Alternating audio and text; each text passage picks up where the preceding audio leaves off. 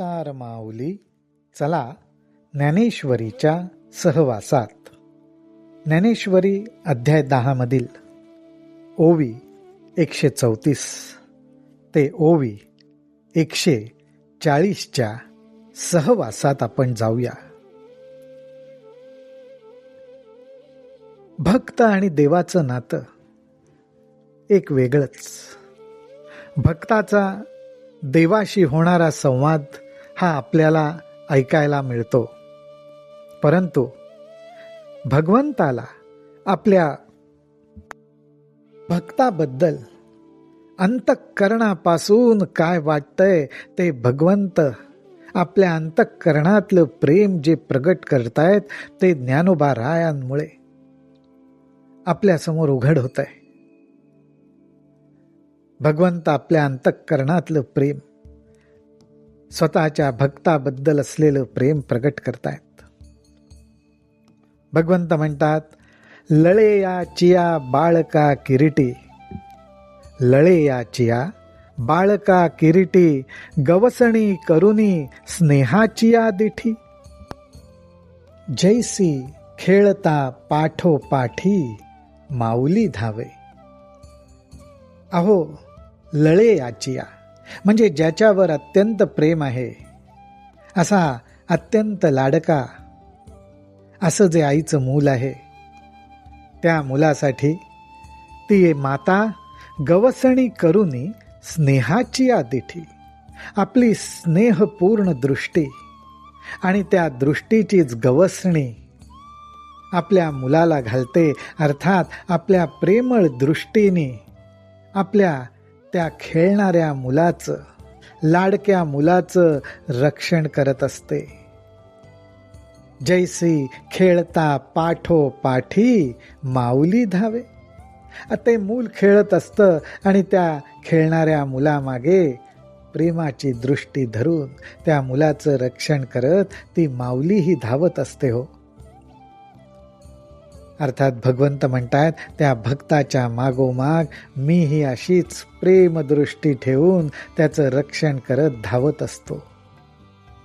ते जो जो खेळ दावी, तो तो पुढे सोनयाचा करुनी ठेवी, तैसी उपासतीची पदवी पोषित मी जाये.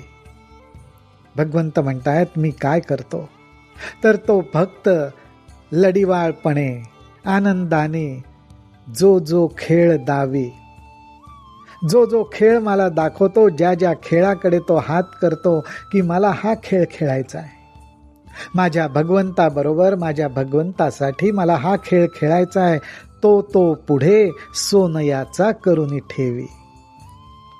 भक्ताने फक्त तो खेळ खेळायचा आहे हे मला फक्त दाखवावं, मी तो खेळ त्याच्या पुढे त्याला देतो, तो तो पुढे सोनयाचा करुनी ठेवी.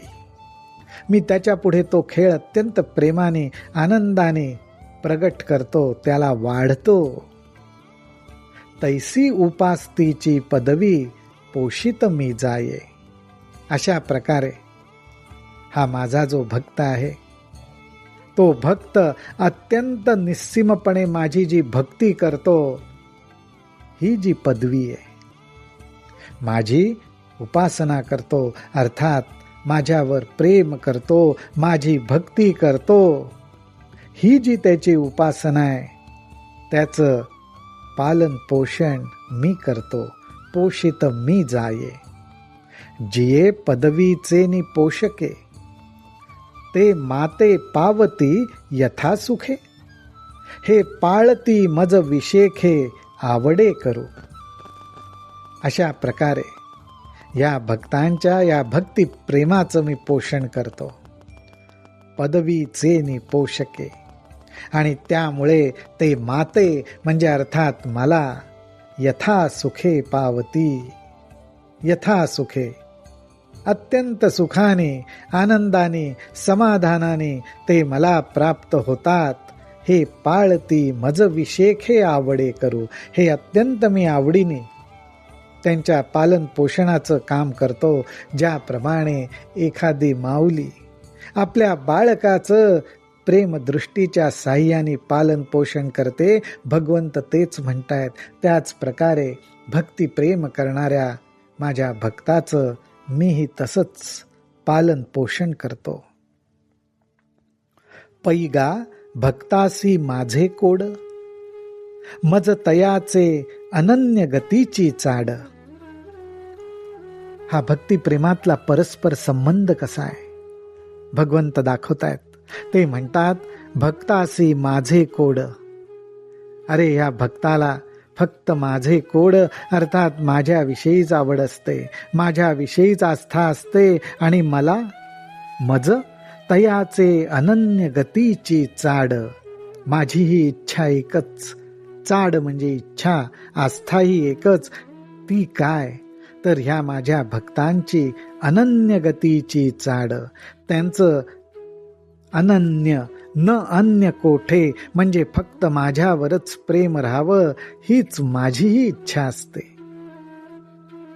आणि ही भगवंताची इच्छा असण्याचं कारण काय?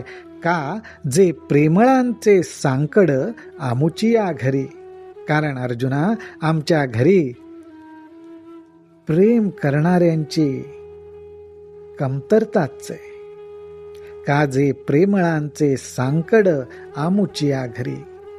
भगवंताच्या घरी फक्त भगवंतावरच प्रेम करणाऱ्यांची कमतरता आहे. हेच भगवंत या ठिकाणी सांगतायत. ते म्हणतात पाहे पाम स्वर्ग मोक्ष उपाईले, दोन्ही मार्ग तयांची वाहणी केले, आम्ही अंगही शेषा वेचिले लक्ष्मी येसी.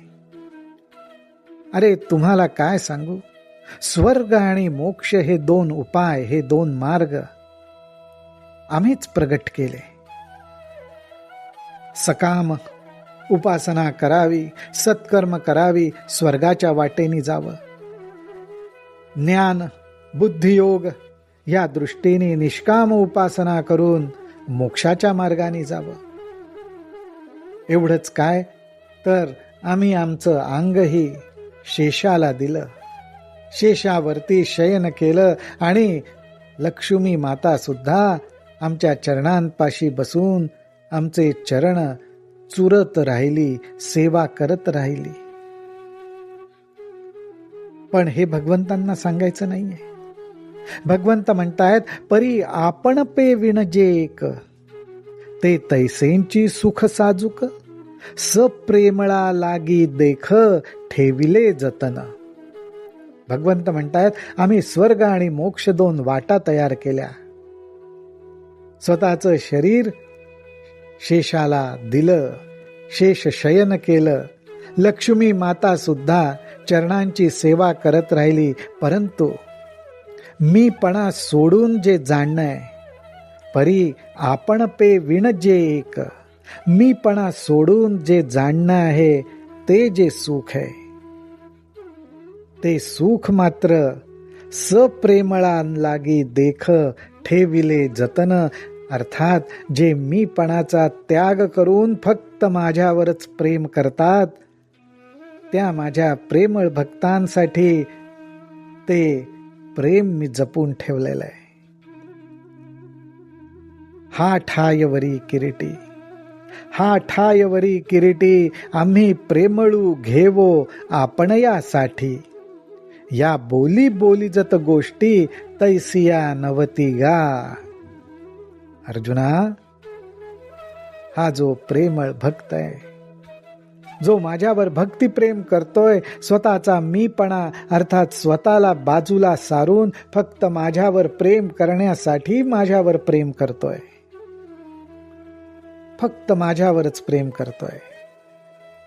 पण ह्या ज्या गोष्टी आहेत, या बोली बोली जत गोष्टी तैसिया नभती गा. पण ह्या गोष्टी बोलून सांगण्यासारख्या गोष्टी नाहीत. हा प्रेमाचाच संवाद आहे, प्रेमाचा मूक संवाद आहे, प्रेमाचीच देवाणघेवाण आहे. रामकृष्ण हरी, रामकृष्ण हरी, रामकृष्ण हरी.